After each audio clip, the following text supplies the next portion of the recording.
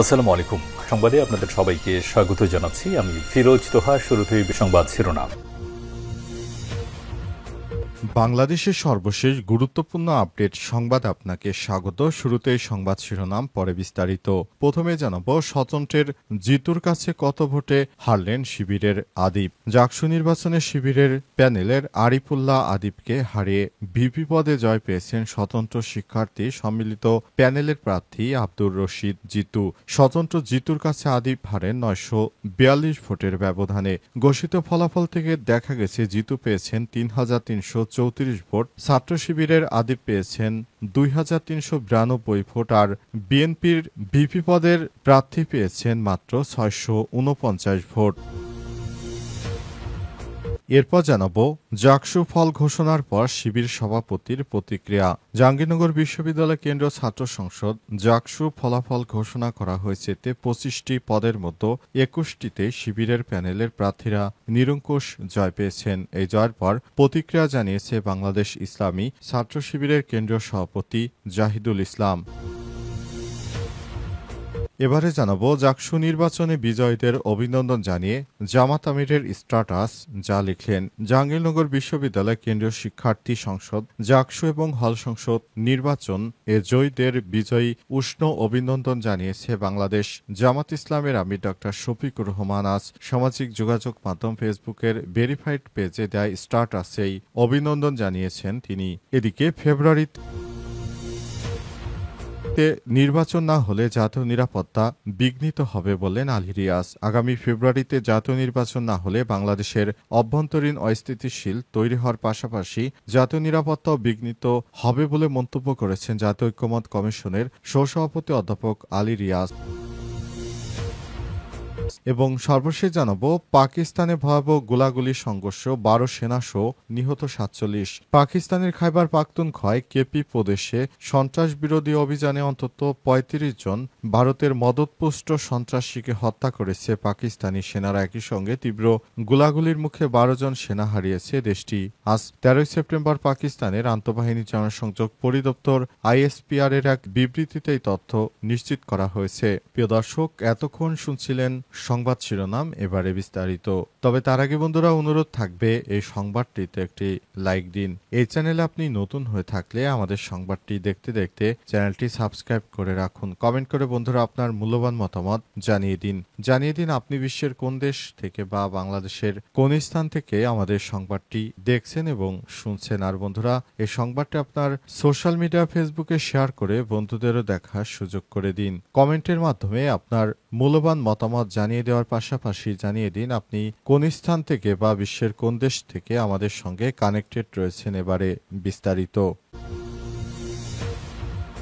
স্বতন্ত্রের জিতুর কাছে কত ভোটের ব্যবধানে হারলেন শিবিরের আদিপ অর্থাৎ ভিপি প্রার্থী।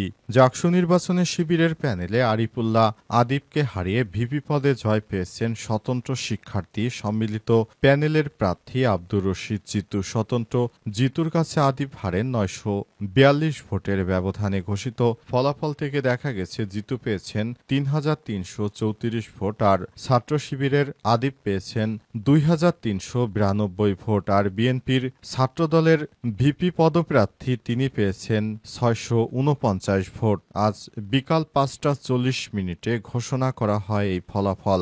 নির্বাচনে মোট ভোটার ১১,৭৪৩ জন। ২১ সালে অনুষ্ঠিত এই নির্বাচনে ভোট পড়েছে ৬৮%।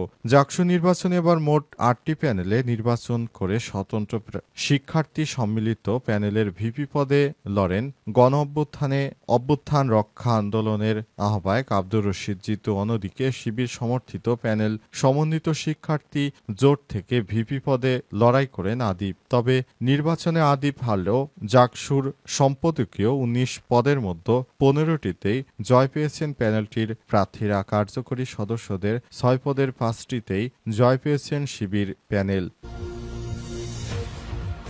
জাকসু ফল ঘোষণার পর শিবির সভাপতির প্রতিক্রিয়া। জাহাঙ্গীরনগর বিশ্ববিদ্যালয় কেন্দ্রীয় ছাত্র সংসদ জাকসু ফলাফল ঘোষণা করা হয়েছে। এতে 25টি পদের মধ্যে 21টিতে শিবিরের প্যানেলের প্রার্থীরা নিরঙ্কুশ জয় পেয়েছেন। এই জয়ের পর প্রতিক্রিয়া জানিয়েছে বাংলাদেশ ইসলামী ছাত্র শিবিরের কেন্দ্রীয় সভাপতি জাহিদুল ইসলাম। আজ সামাজিক যোগাযোগ মাধ্যম ফেসবুকে এক পোস্টে তিনি এই প্রতিক্রিয়া জানান। পোস্টে তিনি জানান, আলহামদুলিল্লাহ, আল্লাহ অতি মহান। ঢাবির মতো জাবিত শিক্ষার্থীদের বিজয় হয়েছে। শিবির সভাপতি লিখেছেন, এই ক্যাম্পাসে ছাত্র শিবির পরিচয় দেয়া ছিল হত্যাযোগ্য অপরাধ। এই বিজয় মহান রবের একান্ত অনুগ্রহে। আমরা সারা দেশের কোথাও কোনো আনন্দ মিছিল করব না, শুধু মহান রবের নিকট সিজদার মাধ্যমে শুকরিয়া আদায় করব। তিনি আরো বলেছেন, একটা সময় ছিল আমরা ভাবলেও আমাদের চোখ দিয়ে পানি চলে আসে। তখন আমাদের ছাত্র শিবির ট্যাগ দিয়ে আমাদের শিবিরদেরকে এমনভাবে তারা হত্যা করত যে আমাদের নেতৃত্ববৃন্দরা কোনো কিছুই করতে পারত না। তারা শুধু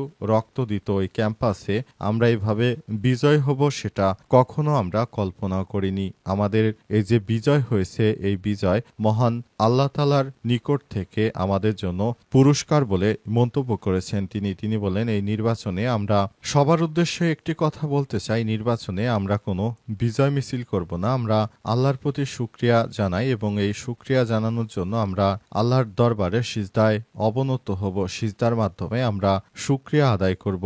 নির্বাচনে আসলে হারজিত থাকবেই। এই নির্বাচনের মাধ্যমে আমরা একটি জিনিস পরিষ্কার হয়েছি, সেটা হচ্ছে এদেশে শিবিরকে সবাই ভালোবাসে, কিন্তু এর আগে ফ্যাসিস্ট সরকারের এমপি মন্ত্রীদের চাপের কারণে এদেশে ইসলামপন্থীদেরকে অনেক নির্যাতনের শিকার হতে হয়েছে।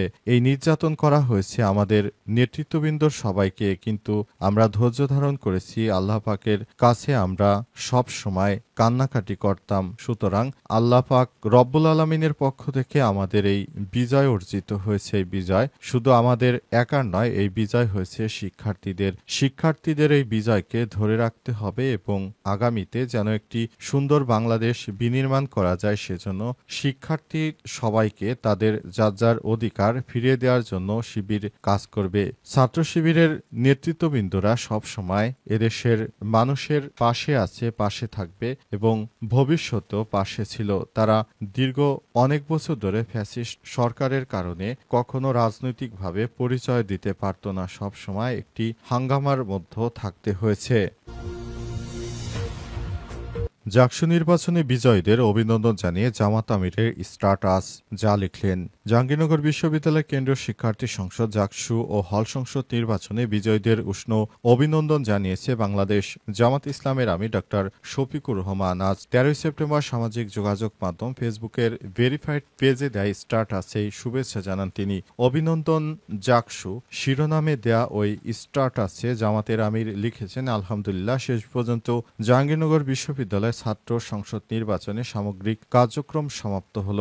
নির্বাচনে প্রতিদ্বন্দ্বিতাকারী সকল অংশীজনকে জানাই অভিনন্দন। বিশেষভাবে যারা সর্বোচ্চ ভোট পেয়ে বিভিন্ন পদে নির্বাচিত হয়েছেন তাদের সকলকে জানাই অভিনন্দন।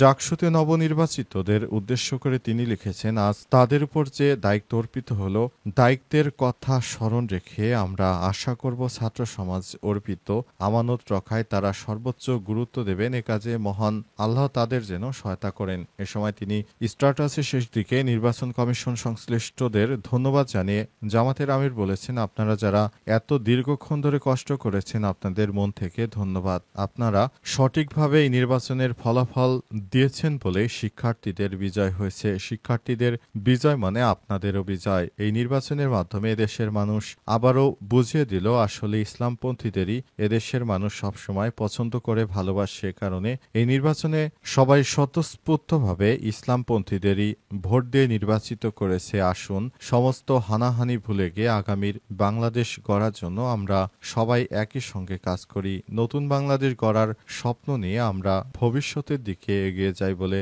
মন্তব্য করেছেন তারা। অন্তর্বর্তীকালীন সরকারের প্রধান উপদেষ্টাকেও ধন্যবাদ জানিয়েছে বাংলাদেশ জামাত ইসলামের আমির ডক্টর শফিকুর রহমান।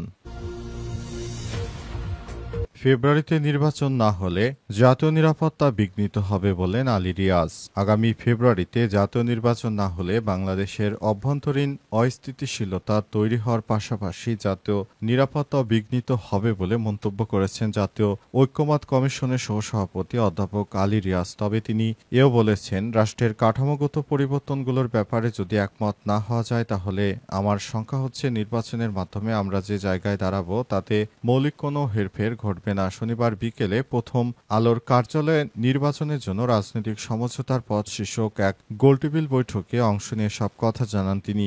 আলী রিয়াজ বলেছেন, আগামী ফেব্রুয়ারিতে জাতীয় নির্বাচন না হলে বাংলাদেশে অভ্যন্তরীণ অস্থিতিশীলতা তৈরি হওয়ার পাশাপাশি জাতীয় নিরাপত্তা বিঘ্নিত হবে। কতগুলো মৌলিক বিষয়ে রাজনৈতিক দলের মধ্যে ভিন্নমত আছে। এই নির্বাচনটা কিরকম নির্বাচন তা নির্ধারিত করা না গেলে অনেকগুলো বিষয় একমত হবে না। আমরা কাজ করার সময় যেটা দেখেছি, গত ১৬ বছরে যে সংকট তা শুধু ১৬ বছরের সংকট নয়, কাঠামোগত পরিবর্তন একমত না হলে মৌলিক কোনো হেরফের ঘটবে না। পুরো সংবিধানের মধ্যে থাকলে আমরা এক টেবিলে বসতাম না। কিছু একটা ঘটে গেছে, সুতরাং সবাইকে আমাদের সেভাবেই কাজ করতে হবে। অন্তর্বর্তীকালীন সরকারের প্রধান উপদেষ্টা প্রফেসর ডক্টর মোহাম্মদ ইউনূসের সরকার যে সময় নির্বাচনের কথা বলেছেন আসলে সেটাই আদর্শিক সময়। সুতরাং সমস্ত রাজনৈতিক দলদের বলবো, আপনারা হানাহানি মারামারি ভুলে গিয়ে আসুন, একসঙ্গে আলাপ আলোচনার মাধ্যমে সবকিছু ঠিক করে নিন। তা না হলে দেশে যদি আবার অস্থিতিশীল পরিস্থিতি তৈরি হয় তাহলে দেশজুড়ে মানুষের অনাকাঙ্ক্ষিত ঘটনার প্রতিফলন ঘটবে এবং নতুন বাংলাদেশ গড়ার জন্য আমাদের যে স্বপ্ন ছিল সেটা ব্যাহত হবে। তাই নতুন বাংলাদেশ গড়ার জন্য আমাদের সবাইকে মিলেমিশে একসঙ্গে কাজ করতে হবে।